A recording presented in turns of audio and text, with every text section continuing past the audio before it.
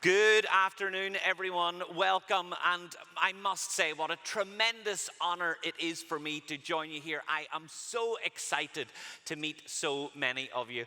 I realize that we are towards the end of the day, so I want to reassure you my session is quite short. I only have you until maybe 7 p.m., but I promise you by the end you will learn lots of tools and techniques that will help you navigate the uncertainty that we're all facing today, that will help you run towards the challenges. And only fair that I should give you an introduction to me. As you've heard, my name is David Meade. I work with organizations all across the world on the real science of high performance. I teach the simple tools and techniques that help organizations move from good to great. Places like New York Stock Exchange, Facebook, Google, Apple, I show them actionable things that they can apply and employ straight away to make a difference, not only to their organization, but to their people, their stakeholders, and their communities too. Things like motivation and engagement. Imagine, you know this already, two employees on the same desk, on the same pay scale, looking out the same window or in the same Zoom room, but for some reason performing dramatically differently, even though they're on the same salary. What is it that separates them? There is a real science behind inspiring people to do their best work. I don't care what anyone tells you about the best organizations in the world. The only thing that separates good from great is discretionary effort. That is that 1%, 3%, 5% that your people choose to either do or not do when they think no one's watching. I remember years ago, my dad used to say, you judge a person by how they behave when they think no one else is paying attention. I'm certain he stole it from a fridge magnet in an airport, but still, I think it holds true. And it is true for our people as well. Persuasion and sales. That is at least 60% of my work. I teach individuals and teams how to hear the word yes more often. Whether you're trying to influence policy, whether you're trying to ethically nudge a decision in the right direction, there is a real research base and science evidence to it. Mindset and change management, which of course is a huge area, body language interpretation, and goals and planning. Did you know that some goals, just by the way we write them and communicate them inside or outside of our teams, are dramatically more or less likely to be achieved just because of the words that we use? So I call these soft skills or mindful business skills. The reason I do is it doesn't matter what your role is today. It doesn't matter where you're from. You will leave this session with something practical that you can actually use. Now, all of this work led me into having a TV show in Europe on the BBC. If you haven't seen my TV show, I want you to know that that is deeply offensive to me. It's watched by almost 12 people every single week, so kind of a big deal in Ireland. And in the show, I use all of this psychology to understand how and why we think the way we think. Because I promise you, you don't think the way you think. And my session is to show you how, as Treasury has, in times of uncertainty, been deprioritized, how do you make sure that your message cuts through the white noise? How do you make sure that this era of uncertainty doesn't slow down our ability to make and take the decisions, to drive the actions, and to inspire the change that we need to get results? And it starts with getting you all warmed up. This is going to be the most excruciating 60 seconds of your day, but I promise you it will be worth it. Everyone stand up for me, please. Stand up, stand up, stand up. You already wish you stayed at home, I know. I want you to follow my instructions. I want all of you to shake out both your hands for me. Shake out both your hands. Think of the calories we're burning. I want you to follow my instructions. Take both of your hands, turn them so your thumbs are pointing down. I want you to take your left hand, put it on top of right, and then interlock your fingers. Now, there are a couple of rules to this. The rules are don't unlock your fingers, don't bend your elbows, and don't let them drip or droop. And for the next 63 minutes, No, not really. Without unlocking your fingers, without bending your elbows, turn your hands so your thumbs are pointing up. No one? No? It's the, I saw you let go, sir. I saw you let go. Could we immediately remove him from the building? All right, this time, sit down for me. Sit down. I want all of you now to extend your right foot perfectly straight out in front of you, as far as you can. And I want you to spin it in a clockwise circle. Do it for me now. Spin it, spin it, spin it. Don't stop spinning it. While you're spinning it, take your right hand in the air and make a figure of 8. Now look at your foot. Doesn't know what it's doing, does it? No. Stand up again for me. Stand up again. This time, I want you to shake out your hands one last time. Take your left hand, put it behind your back for me. Take your right hand in the air and make a circle with your thumb and index finger. Do everything that I say. I want you to take that circle and place it against your chin for me. That's not your chin. That's not your chin. Look at you, some of you slowly trying to move it down. Give yourselves a round of applause as you take a seat.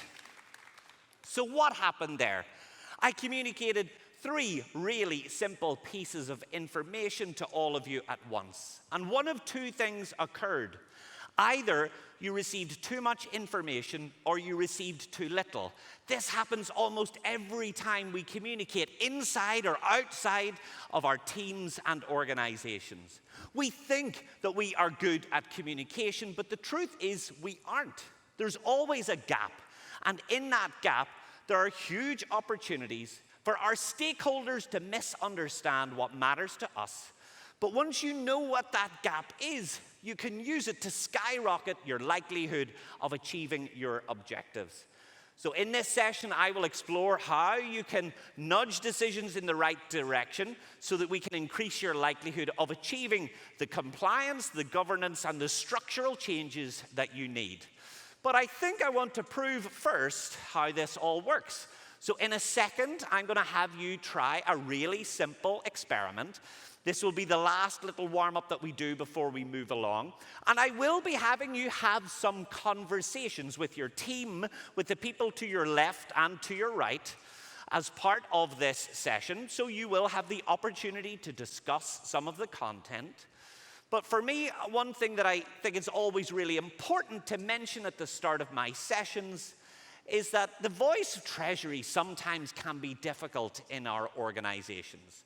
I think as experts, as technical experts in your space, it can sometimes be really difficult to get the people around you to understand why the decisions or the changes that you need to achieve are important. They feel like, you're really interested in your area, but we've got other bigger, more strategic fish to fry.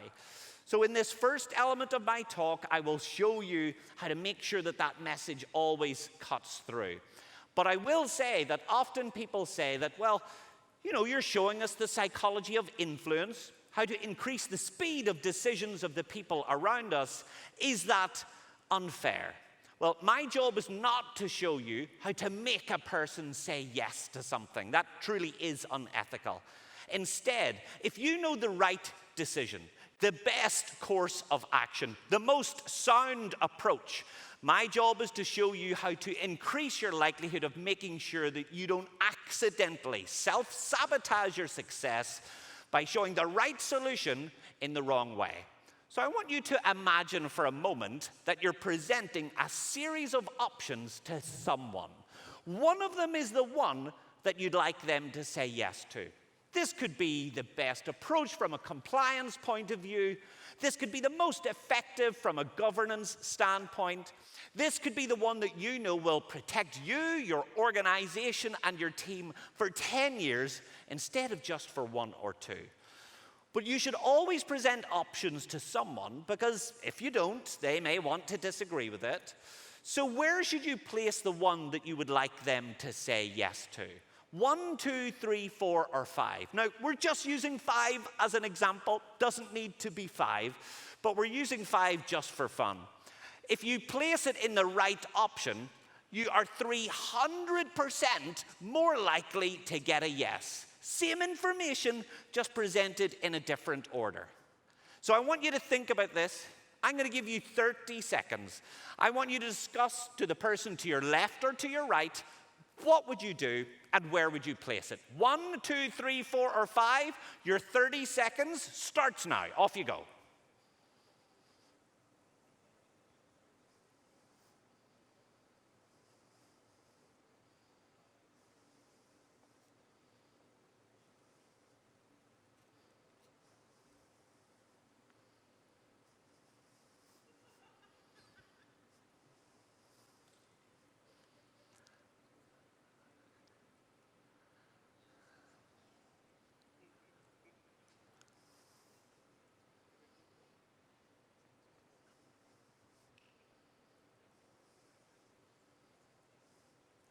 And that takes us to roughly 30 seconds. I'm seeing lots of disagreement around the room. I like it.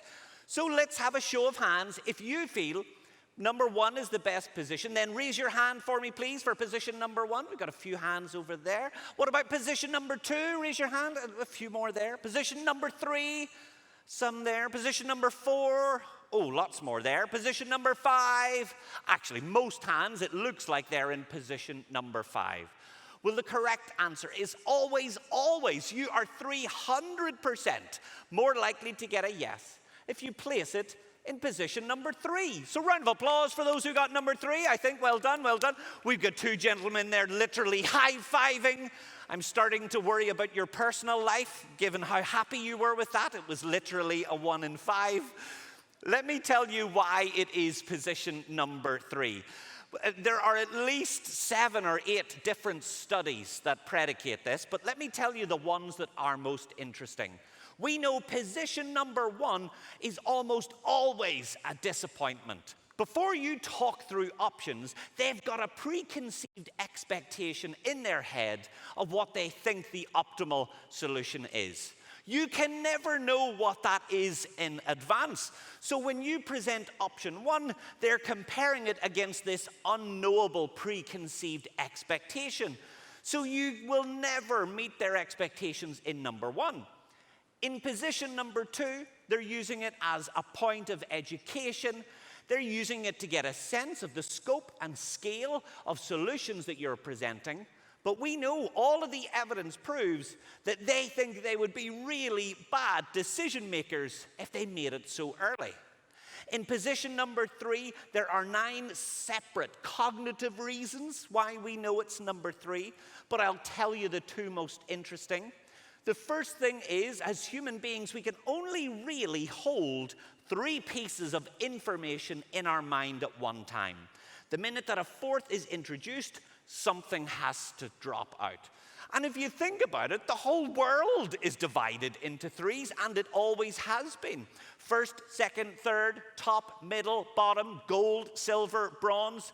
When things are in 3s, it's easy for our brain to rank them. The minute that a 4th is introduced, a thing called dissonance sets in the brain, and we regret not making a decision earlier. So we gravitate back towards number 3. And in position number 5, humans only remember somewhere between 4 and 7% of the information that you present there. So never ever place it in position number 5. Now, some people say, well, what if I've got 7 or 8 or 9 options? Then what do I do? Well, look, of course, you should never present that many. It's much too much. But if you have to, 3 is still the magic number. Some people say, well, what if I've only got 1 or 2? What do I do then? Well, make one up and put it at the start. They're not going to pick it anyway. They do get a little more complicated. Let's say there is a course of action that you need someone in your organization, someone in your stakeholder group to buy into. But there's an element of it that they don't like.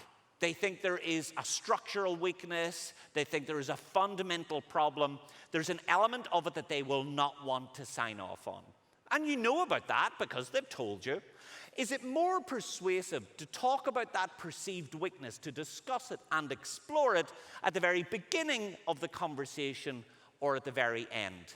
If you get this right, same information, just in a different order, you're 300% more likely, oh sorry, not 300, it's 270% more likely to get a yes. So what do we think? I'm going to give you 30 seconds. Talk to the person to your left or to your right. Feel free to agree or disagree. Your time starts now. Off you go.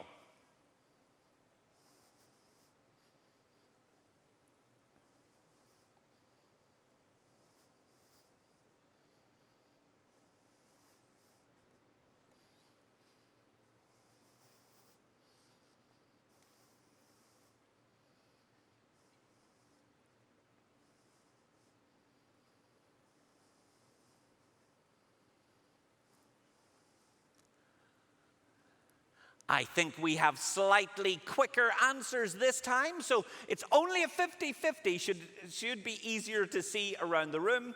If you would talk about the tough stuff early in the presentation, raise your hand nice and high for me, nice and high, no one here, some there. If you would do it late in the presentation, nice and high, well, mostly there I think, and mostly there too. Okay. Well, let me tell you the correct answer. This is over 18-year-old research, so we know it is robust. Always, always, always, the correct answer is place it early in the presentation. So round of applause if you got that right. Yes, give them a round of applause. Oh, hold on. Can you hear that? Can you hear the bitterness in that applause? Oh, 2 right in a row. Good for you. Did we get a high five up here this time, guys? Did we get a high five? No, they're angry and depressed. Let me tell you why we know that you should put the bad news early. By placing the bad news early, you look like the most honest, reliable, transparent, trustworthy person. And in this space, in your sector, of course, that's what you need, want, and strive for every day. Because as human beings, we love to deal with people who are willing to have tough conversations. We love to deal with people who will lance the boil and not avoid any awkwardness. By getting the tough stuff out of the way early, you're dramatically more likely to get that yes. If, and lots of evidence have shown this, if you sell the sizzle, here's why this would be a good idea. Here's why this would protect us. Here's why, from a compliance and governance point of view, this will keep us safe and secure. And then have something that's potentially, even if it's only perceived as being negative at the end, the recipient of that information thinks that you've been trying to hide it, thinks that you've been trying to bury it. So always, always, always place the tough stuff as early as possible. But of course, be ready to blend and balance for it. Now, how about this one? Let's imagine there are 2 courses of action that you would like to get supported. Now, one of them is really big, and one of them is really small. So one might be a huge strategic investment. It may be in a data center. It may be in huge, it could be in a rebrand. It could be in a structural reimagination of your business. But another one, the smaller one, is much more tactical. One could be a 10-year solution. One could be a 10-month solution. You need at least one of these to be supported because the issue still needs to get fixed. Is it more persuasive to go with the big thing first and then, if you need to, retreat to the small one? Or is it better to start small, get engagement, get buy-in, get them saying yes, and once they see the output, then move on to the big one? If you get this right, it's roughly 220% more likely to get a yes. So what do you think? Start big or start small? I'm going to give you 30 seconds. Talk to the person to your left or to your right. Your time starts now.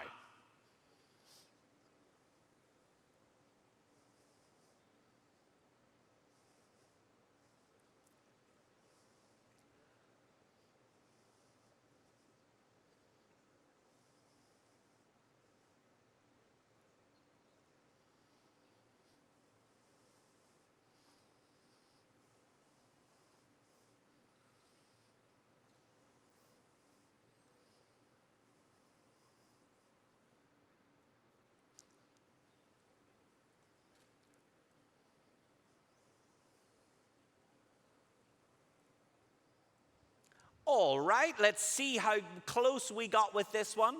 Raise your hand if you would go with the big thing first, nice and high, nice and high. Oh, lots of hands up there and there too. Small thing first, nice and high, nice and high. Oh, wow, I think we've got a 50-50 split. Wow, this is like Brexit, and that turned out fine, didn't it? I'll tell you the correct answer. The answer is It's both of them, but in different circumstances. I know I'm a horrible person, I've got no friends, but let me tell you what those circumstances are. If you're dealing with someone senior to you, so let's say in your role, if you need to report to a CEO, if you need to report to a board or a strategic investment advisory panel, then always start with the big thing first. Because people like to say yes. They want to say yes. When you say yes to another human being, chemically, you get a tiny little shot of endorphins, and endorphins feel amazing. Endorphins are delicious.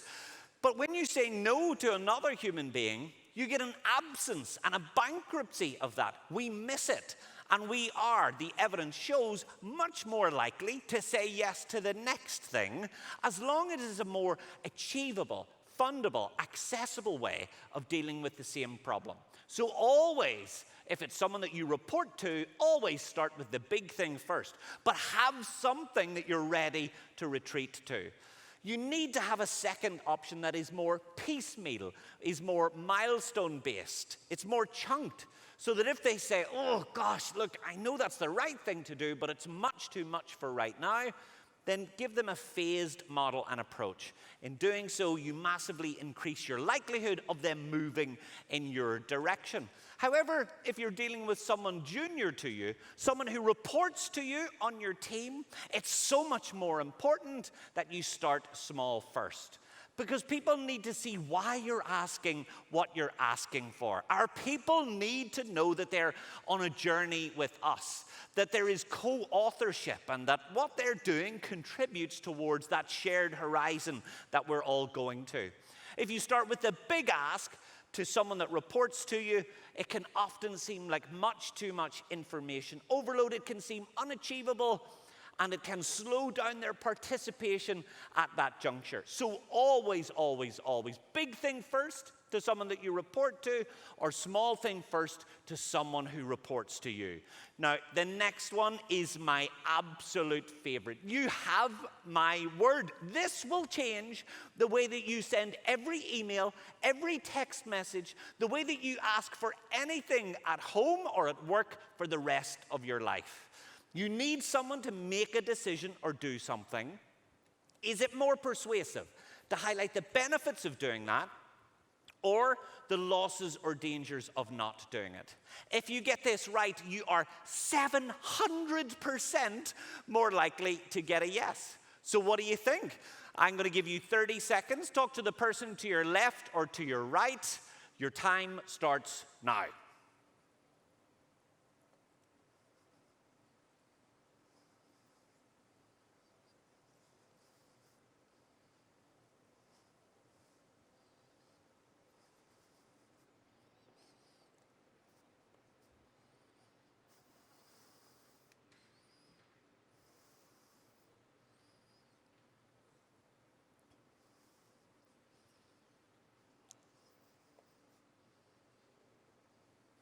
This one usually creates quite a lot of disagreement, so let's see. Raise your hand if you think benefits for the good news. We've got quite a few hands there. Benefits, yeah, a few hands. Losses or dangers? That still feels kind of even to me. Gosh, you're so bad at making a decision. You should come to Northern Ireland and work in politics. I'll tell you the correct answer, and you will really dislike this, I know. But every piece of research has always proven that the answer is losses or dangers. So round of applause if you got losses or dangers, round of applause. Why is this the case? Because as human beings, we love bad news. Bad news is delicious to us. You could run a marathon for motor neurone disease on Saturday. You could have a fundraiser for cancer research on Sunday. On Monday morning, you hear about some terrible tragedy in the world, and that's all we talk about all week. We don't talk about the good things that we did, because bad news is sticky and adhesive. It is 7 times more likely to be remembered, retained, and acted upon. And you know this already, because I want you to think about where you live and ask yourself, in the last 12 months, how many of the properties around you have burned down or flooded irretrievably? The answer is probably 0. So then let's zoom that out to 5 years, and then maybe even 10 years, and 20 and 30 years. The answer is probably still 0. But at worst, it might be 1. But when we look at the statistics, we realize we are all massively overpaying on insurance policies that we will statistically almost certainly never draw upon. And for those of us who even do draw upon them, we're massively overinsured, far beyond the replacement value of the items that we have inside our homes. Now, there is a certain element of ego to that. We feel good about it. But it's mainly because this losses or danger fear is so incredibly potent. And it started in the toothpaste industry, all the way back in the 1950s. Now, because I work for the BBC, I'm contractually not allowed to mention the brand of the toothpaste company that were involved in the original study. So instead, I'll make up a fake toothpaste company. Let's call it Molegate. Some of you don't get it, but let me reassure you, it's very clever and funny, and they can't sue me. So Molegate, they used to show this aspirational image. Originally, they had a stunningly beautiful family. They had a housewife who had an unachievable figure of 8, a husband who had a bowler hat, briefcase, 2 gorgeous children. They had a seemingly perfect life. And they would hold up the product and say, if you use this, you'll have a smile like this, because they all had gleaming white teeth. Now, what a lot of people didn't realize was that in the 50s, the primary ingredient in toothpaste was peroxide powder. So your teeth would be glimmering bright and white, but, you know, it would slowly dissolve your whole face if you used it more than the recommended 2 times a day.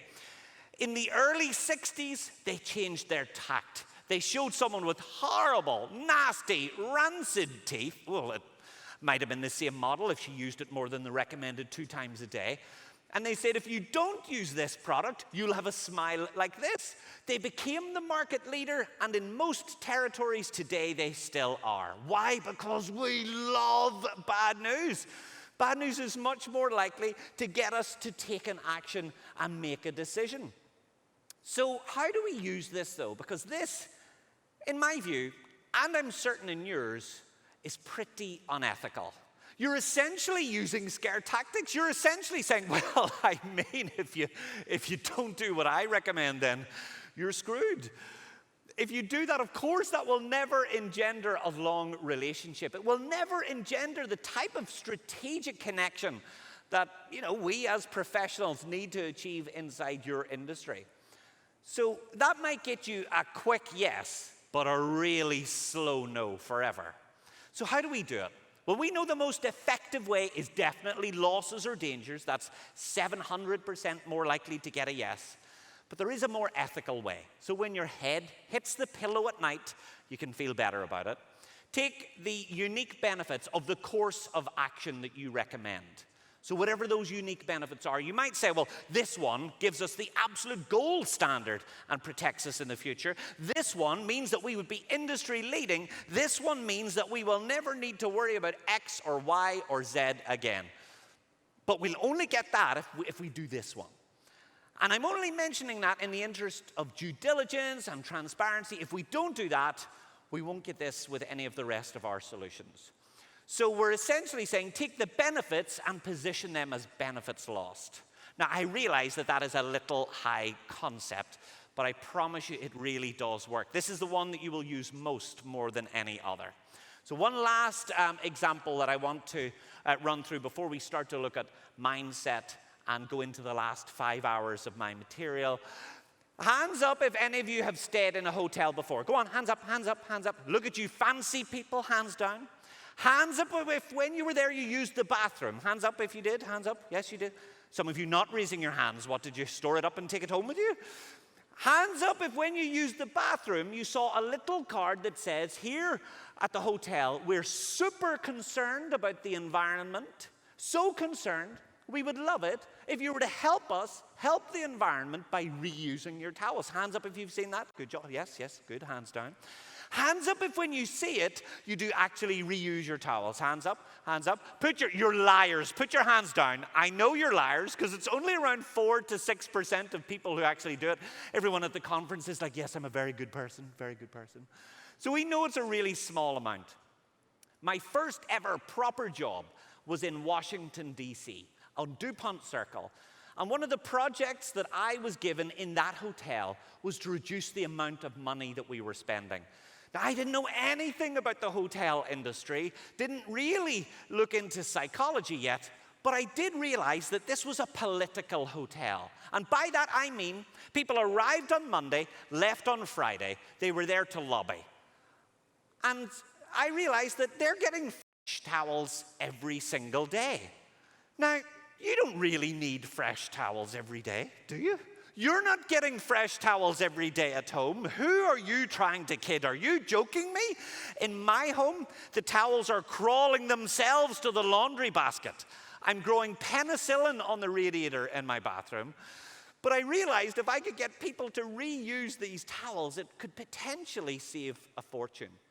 So we slightly changed the wording on the cards to, instead of saying, please help the environment by reusing your towels, instead we changed it to say, most guests choose to help the environment by reusing their towels. That was it, most guests. And from Friday to Monday, that got it from under 10% to consistently over 21%. And I think this is what started my interest in psychology. Why? Because we want to do what most people are doing. Human beings are herd animals. We are allelomimetic. When we see others doing something, it doesn't matter what that behavior is. It doesn't matter how unusual, out of the ordinary, ridiculous, or odd that behavior is. The larger the group becomes, the more we want to do just like them. And by simply saying most guests, people were standing in their hotel rooms going, well, I'm most people. And that's how they changed their behavior. And we have tested this in so many different ways. In my TV show, we tested it in Covent Garden in London. We got one person to stand with their arms crossed, looking at the tip of a building, at nothing. Within 9 minutes, we had 12 people standing with them, looking at nothing. We said, would you mind hanging around? This is an experiment into behavior. They said, yes, of course, no problem. Shortly after that, we had 17 people. And at this point, there were 2 tourists taking pictures and tweeting them saying, there's a guy, he's going to jump. There was nothing. And if there was someone going to jump, what are you doing taking a picture? The fact is, it doesn't matter what the behavior is. It doesn't matter what the context is. We want to move in the direction of the crowd. So we did change it a little more after that and increased it. So instead of just saying most people, we said most people who stayed in this room, which, if you think about it, is reasonably terrifying. But that still increased the number. So I want you to think about the behavior change that you would like to achieve in your organizations. What is it that most people are doing that some people just aren't? What is it that the majority are consistently achieving that the minority will just never quite get across the line? Sometimes the most important thing you can do, by the way, if you missed the last conference, you missed a good one. It had a hell of a party. So there are so many different examples of this. I know in the consulting space, many of my clients, they send out emails at the start of every month that say 65% of you haven't got your KPI numbers in yet. We need that in. 70% of you haven't got your billable hours in yet. When you get that email that says 70% don't have this done, 60-odd% don't have that done, you read it and you think, well, if they don't have it done and I'm expected to do it, I think it's time for a Starbucks. One of my favorite examples involves the Grand Canyon. Lots of problems there. People are stealing rock and plant artifacts and taking them away. And if you think about it, if everyone does, then it'll be a very different destination in about 100 years. So I was asked to work on the project, but asked to pitch for the project, but ironically, I didn't get the project. It went to someone else. And this is the campaign that they came up with. If you visited there between 5 and 8 years ago, this was on your ticket. Last year, nearly 20,000 people removed rock or plant artifacts from the Grand Canyon facility. Please keep this place beautiful by taking only pictures and leaving only footprints. It's emotional, it's poetic, it grabs you by the stomach. I think it's gorgeous. And I hate to say it because this was not my piece of work, but it had a huge impact. It led to a 29% increase in the amount of rock and plants that people were taking. Why? Because people saw the sign that said 20,000 people, and they were like, wow, this is a good idea. They started filling lunch boxes and selling them on eBay because we want to do what most people are doing. So we need to be incredibly careful about how we use this. The other thing we need to be really careful about is how we think, act, and behave, because that same herd mentality, that same crowd approach affects the mindset that we do or don't have when we're dealing with challenges or opportunities every day. You won't have heard of this guy. Don't worry. His name is Cliff Young.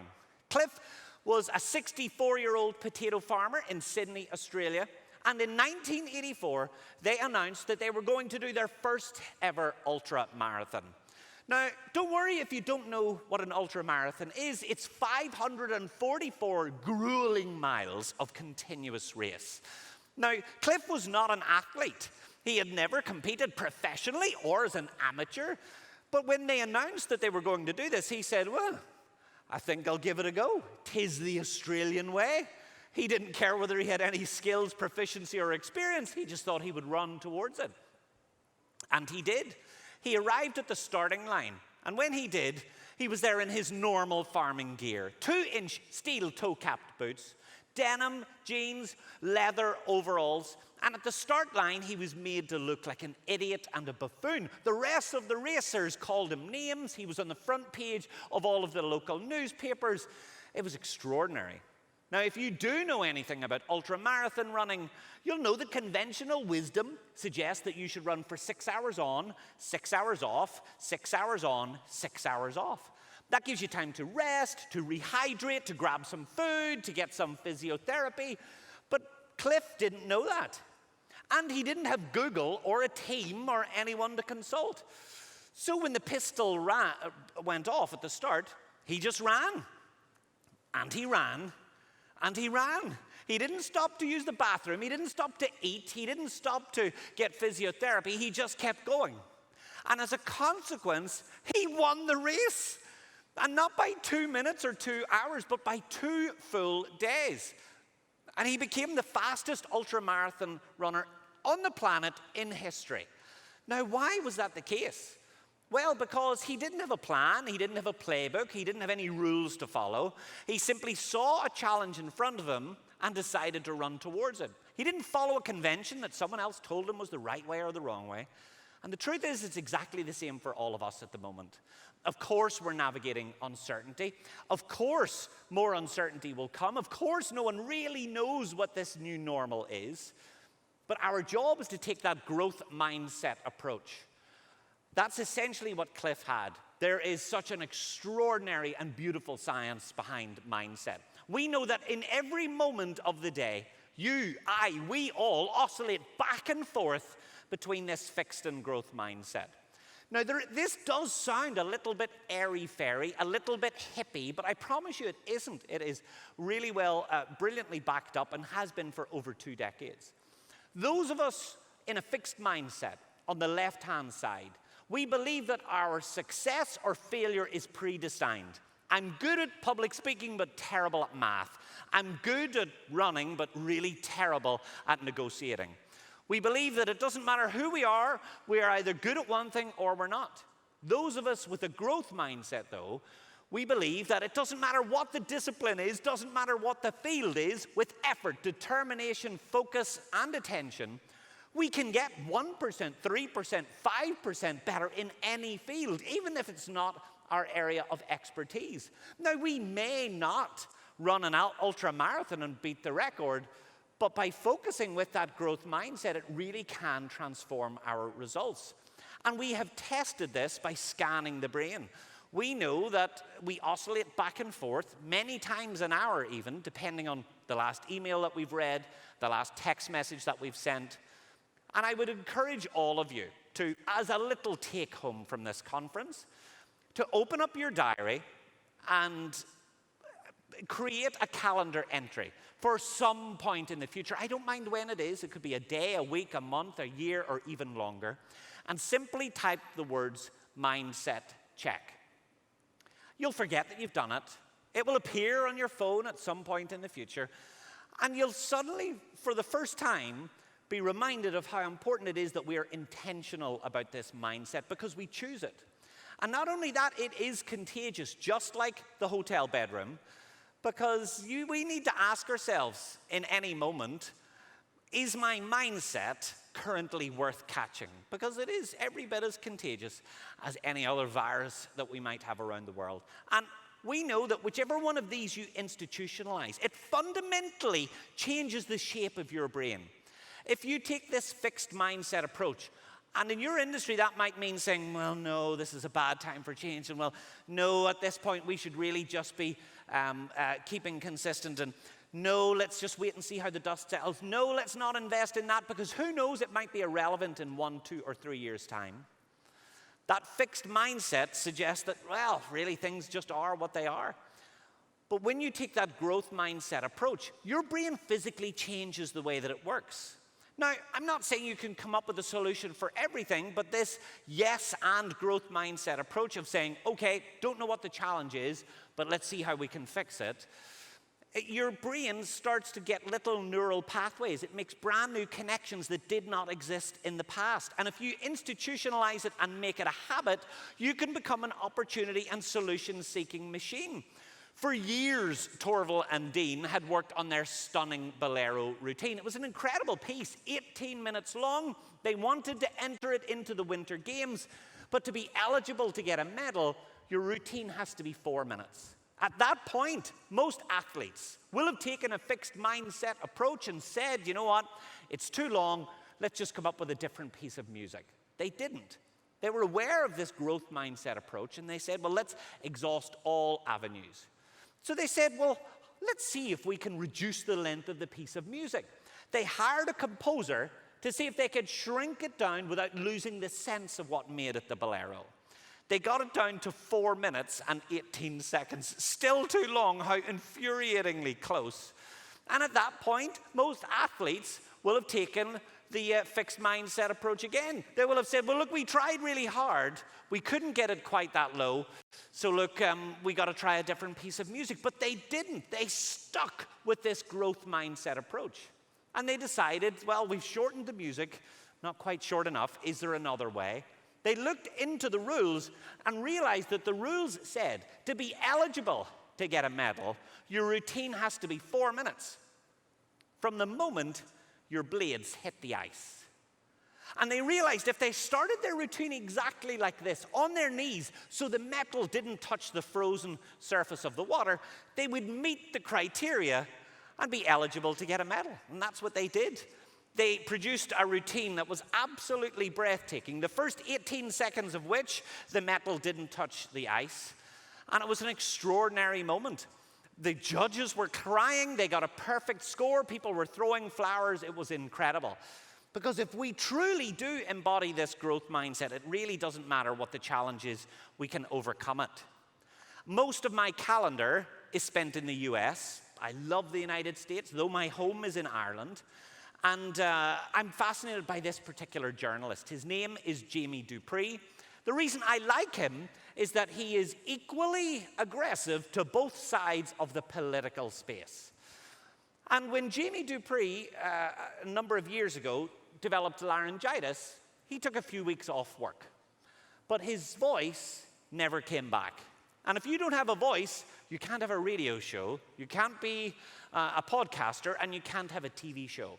Him and his entire team thought, well, this is it, his career's over. He had a condition called tongue protrusion dystonia. Essentially meant that the muscle tone left his ability to speak. And he thought it was over, and so did his entire team. What he didn't realize was his team were saying, Jamie, why don't you write us some blog posts and we will put them out on the internet? Well, that's a good idea. He can't speak, but he can still write. So he sent the blog posts to them, and they never appeared online, and he was furious. He was upset. He contacted them and said, I took the time to write this, and you didn't do anything with it. Why would you waste my time? What he didn't realize was, unbeknownst to him, a few of his team hadn't taken the fixed mindset that he had, thinking his broadcasting career was over. They had taken the growth mindset. They had spent months amassing 30 years worth of recording of Jamie's voice. From digital tapes, from audio cassettes, from YouTube videos. They took all of that audio, put it into an Alexa-style piece of software. It chopped it up for every word, tone, countenance, intonation. And today, his show is back. The words that he's writing today are being voiced by his voice from yesterday. And his figures are up over 11%. Why? Because when we take this growth mindset approach, it absolutely changes everything. And I think it is so incredibly important that in this moment, as professionals, we all work incredibly hard to find and build this growth mindset, because it's so easy to let habit, tradition, expectation, to shrink our expectations, to shrink our results, to shrink our efforts, shrink our ambition, and ultimately it will shrink our output. So often people around you, when you go back from this event, will be saying, no, we can't do this because of that, and now's not a good time for this or that or the other. Our job is not to shrink our expectations. Our job is to make them bigger. Every time we do this experiment with the ant, it always stays on the inside of the circle. Doesn't matter how small it gets, it never leaves the confines. The last time we did this in my TV show, 9 circles. And in the last circle, the ant died. It was hilarious. We laughed. Nope, just kidding. The ant is living very happily on a farm just outside Dublin. I promise you, the ant is having a better day than a lot of people now. But our job is to accept that we live up to and down to our expectations of ourselves.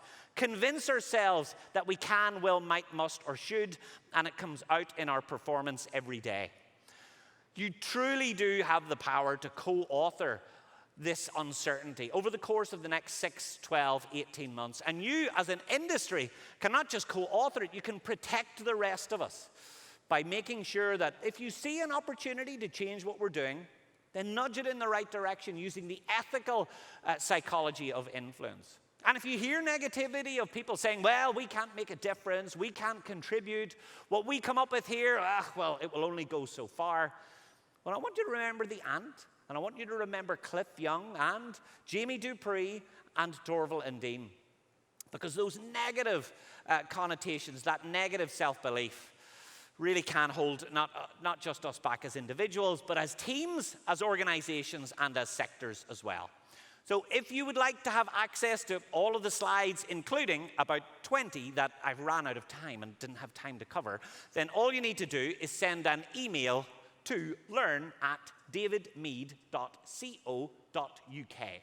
You'll receive them back instantly, and then every once a month, you'll get a bit of science from me on motivation, leadership, innovation, communication, and sometimes that is a little bit of fun as well. So you do need to do this now, by the way, because I'm doing a conference for gynecologists tomorrow, and you do not want those slides. So it's learn@davidmeade.co.uk. Folks, it has been an extraordinary, tremendous, indescribable honor to spend some time with you today. You know, the way the world was pre-COVID, I was on a brand new aircraft every day. I remember the week before lockdown number 1, on Monday I was in Dallas, Tuesday Philadelphia, Wednesday Mexico City, Thursday Miami, and Friday back in Europe. And now the great thing is that the world is so virtual. Most of my events are virtual, but I have been so honored that the team here running the conference have brought me out to Dubai, and I'm going to get a couple of days to spend time in this beautiful, spectacular, stunning place. I feel so honored to have been invited to spend some time with you. It's been a true privilege and a pleasure. I hope I get to see you all again sometime. And if you are free, why don't you come and visit us in Ireland? If you haven't been, it's exactly like Dubai. You could barely tell the difference. Folks, thank you so much. I hope you enjoy the rest of your conference, and I'll see you all soon.